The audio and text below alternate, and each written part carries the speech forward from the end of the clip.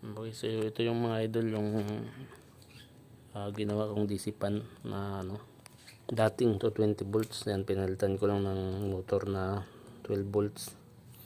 Yan, so ito yung wiring niya. Ayan. So bali dalawa kasi meron pa akong isa dito sa loob. Ayan, bali DC fan din na din yan, 12 volts. Yan, so ito na yung pihitan niya. Buksan natin mga idol. Ayan. So malakas din yung mga idol, parang di kuryente lang din, parang yung mga 220 volts sa bahay. Malakas yung hangin niya.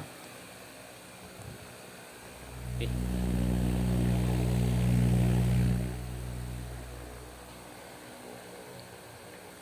Ayan, meron pa ako isa dito. Ayan, 12 volts din to. Ito naman brass type. Ayan, brass type to mga idol. Yung isa brushless yun. Yung isa bearing type na to. Magandang klase na to, bagong labas. Yan, pag may sira kayong electric fan mga boss, pwede nyo lang palitan ng motor na 12 volts lang. Mas matipid siya sa konsumo. Patayin ko muna itong isa.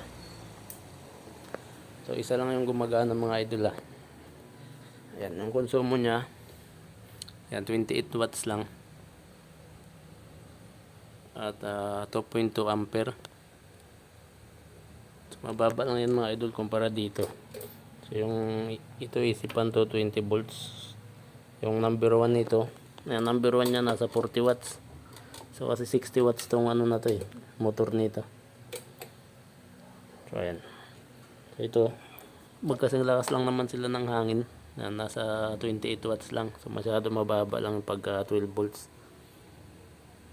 Yan, mababa lang yung konsumo nya.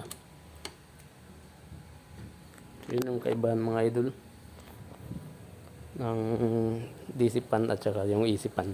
Yung AC fan malakas sa kuryente. Ito mababa lang at mahangin naman siya. So okay lang mga idol.